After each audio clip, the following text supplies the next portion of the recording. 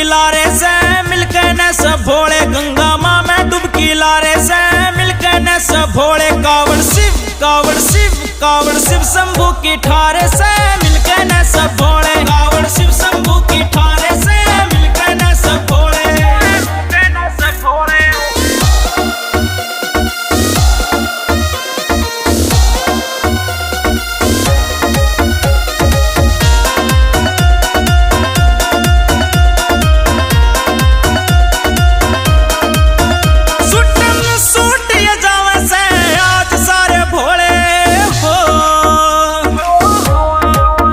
सुटम suit ये जावे से आज सारे भोले, मोल भक्ति का बना रे से आज सारे भोले। कावड़ शिव कावड़ शिव कावड़ शिव शंभू की ठारे से मिलके न सब भोले, कावड़ शिव शंभू की ठारे से मिलके न सब भोले, मिलके न सब भोले।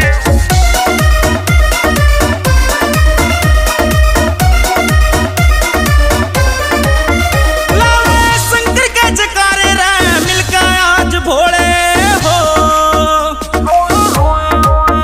लावे शंकर के जयकारे रे आज मिलके भोले। टट्टू भोले का चपुआरे से देखो रे ये भोले, कावड़ शिव कावड़ शिव कावड़ शिव शंभू की ठारे से मिलके न सब भोले, कावड़ शिव शंभू की ठारे से मिलके न सब भोले, मिलके न सब भोले।